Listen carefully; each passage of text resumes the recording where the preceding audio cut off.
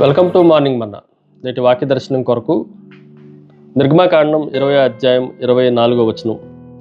నేను నా నామమును జ్ఞాపకార్థముగా నుంచు ప్రతి స్థలములోనూ నీ యొద్దకు వచ్చి నిన్ను ఆశీర్వదించదను. మరొకసారి ఈ ఉదయకాల సమయంలో దేవుని వాక్యంలో నుండి మనం నేర్చుకోవాల్సిన 4 ప్రాముఖ్యమైన సత్యాలు ఈ ఉదయకాల సమయంలో మనం గ్రహించాలి.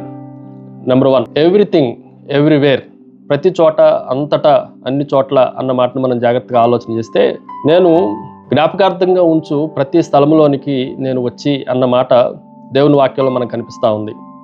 దేవుడు మనం ఏ స్థలంలో ఉన్నా, ఆయన ఏ కొండల మీదో, ఏ శిబిరాల్లోనో, ఏ క్షేత్రాల్లోనో ఉండి ఆయన దగ్గరికి వచ్చేవారినే దర్శించేవాడు కాదు, కానీ ఆయన అన్ని చోట్ల, అన్ని వేళల్లో, అన్ని ప్రదేశాలను ఆయన రాగలిగిన వాడు. అది గృహమే కానీ, ఎడారే కానీ, హాస్పిటలే కానీ, జైలే కానీ, ప్రతి స్థలంలోనికి రాగలిగిన ఏకైక దేవుడు అన్న సత్యాన్ని ఈ ఉదయకాల సమయంలో మనం జాగ్రత్తగా ఆలోచన చేయాలి. రెండో విషయాన్ని మీకు జ్ఞాపకం చేస్తాను. ఇట్ ఈజ్ ఏ ఎంఫసిస్, నొక్కి చెప్పటము. ఈ మాటను కూడా మనం జాగ్రత్తగా ఆలోచన చేస్తే, మీరు నా నామమును జ్ఞాపకార్థముగా ఉంచు అన్న మాట కనిపిస్తూ ఉంది. దేవుని నామమును జ్ఞాపకార్థం చేసుకునే ప్రతి స్థలంలోనికి దేవుడు వస్తాను అని నొక్కి చెప్తున్న ఈ మాటను మనం జాగ్రత్తగా ఆలోచన చేయాలి.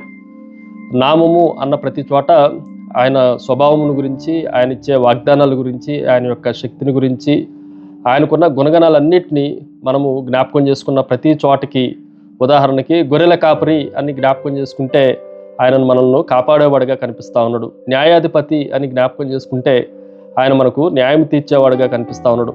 ఏ పేరుని బట్టి ఆయన్ని జ్ఞాపకం చేసుకుంటామో ఆ పేరునికి తగినట్లుగా ఆయన మనకు న్యాయం తీర్చడానికి ఆయన జ్ఞాపకార్థ నామము మన దగ్గరికి ఆయన్ని తీసుకొని వస్తుంది అన్న సత్యాన్ని మనం గ్రహించాలి. మూడో విషయాన్ని మీకు జ్ఞాపకం చేస్తాను.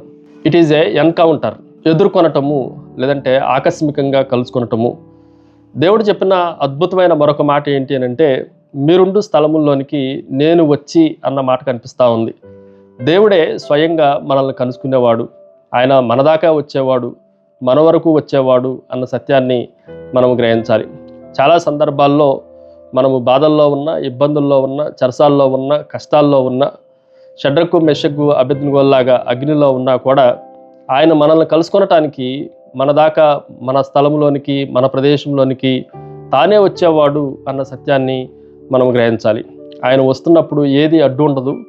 ఆయనను ఆపే శక్తి ఏ సృష్టికి కానీ, సృష్టిలో ఉన్న ఏ సృష్టముగా కానీ ఉండనే ఉండదు అన్న సత్యాన్ని కూడా మనం గ్రహించాలి. Finally it is a endowment, వరము. ఈ మాటను కూడా మనం జాగ్రత్తగా ఆలోచన చేస్తే, దేవుడు వస్తూ మనకి ఆశీర్వాదాన్ని తీసుకుని వచ్చేవాడు అన్న విషయాన్ని కూడా మనం గ్రహించాలి. ఉదాహరణకి ఒక స్థలంలోనికి సూర్యుడు ఉదయించినప్పుడు, ప్రకాశించినప్పుడు ఆ స్థలంలో తడి ఉంటే ఆరిపోతుంది, ఆ స్థలంలో ఒకవేళ చెట్లు ఉంటే అవి వికసిస్తాయి, ఆ స్థలంలో చీకటి ఉంటే అది పారద్రోలబడి వెలుగుమయంగా అవుతుంది. ఇది సూర్యుడు వచ్చినప్పుడు వస్తేనే వీటిలన్నిటిని ఎలాగైతే తీసుకుని వస్తుండో, ప్రత్యేకంగా నేను చీకటిని త్రోలివేయాలి, బాధల్ని, కష్టాలని తొలగించాలి అన్న ఉద్దేశంతో రాడు. సూర్యుడు వస్తున్నప్పుడు ఇవన్నీ ఎలాగైతే తొలగిపోతాయో, మన ప్రభువు వచ్చినప్పుడే ఆయన రాకతోనే ఆశీర్వాదాలు కూడా వస్తున్నాయి అన్న సత్యాన్ని మనం గ్రహించాలి. ప్రార్థన. సకల ఆశీర్వాదములకు కారణభూతుడవు తండ్రి, నిన్ను జ్ఞాపకం చేసుకున్న ప్రతి స్థలంలోనికి మీరు మమ్మల్ని వచ్చి ఆశీర్వదించే గొప్ప దేవుడు అని మిమ్మల్ని స్తుతిస్తూ ఆరాధిస్తూ యేసు నామమున అడిగి వేడుకొంచున్నాం తండ్రి. ఆమేన్. God bless you.